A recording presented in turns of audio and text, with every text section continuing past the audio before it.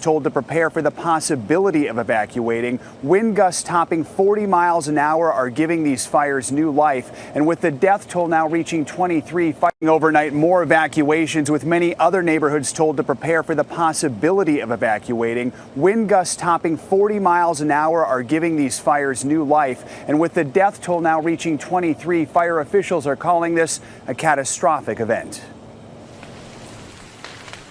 The fires tearing through Northern California refuse to surrender. Walls of fast-moving flames being pushed by a resurgence of windy weather. The entire city of Calistoga now forced to evacuate. The Spaldings loaded up everything they could, including their pig. This is the second time they've had to flee the fires this week.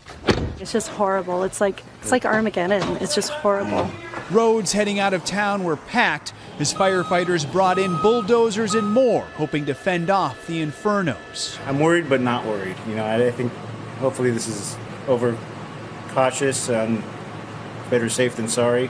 More than 20 large wildfires are now burning across the state. Already they've scorched at least 170,000 acres. That's roughly 265 square miles, bigger than the city of Chicago. We're not out of the woods, and we're not going to be out of the woods for a great number of days to come. The death toll is still rising, and the number of homes and businesses destroyed now tops 3,000. That includes devastation to the industry that is this region's lifeline. Fires destroying at least 5 wineries, nearly a dozen more damaged, with countless others in the path of danger. Vineyard owners still wanting to learn the fate of their harvest in a landscape that will never be the same. It's all gone. June and Jamie Clark lost the house they lived in for 38 years. We'll always have the memories. The memories are going to be there, but we'll build new ones. Yeah. Most of their neighborhood is gone too, but not every house. And it was blowing all through here, and the fire went right through this way. Jake Oliver lives right behind the Clarks. His house and a few others were saved after he flagged down some firefighters. I waved them. They said, "Hey, you got to go." I said, "Help me, man."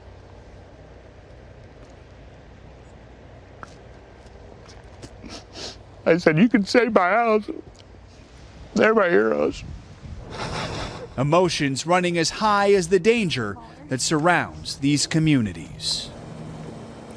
This morning, 8,000 firefighters are on the ground, slowly making progress. The Tubbs fire, which created so much devastation here in Santa Rosa, is now 10% contained. Savannah and Matt.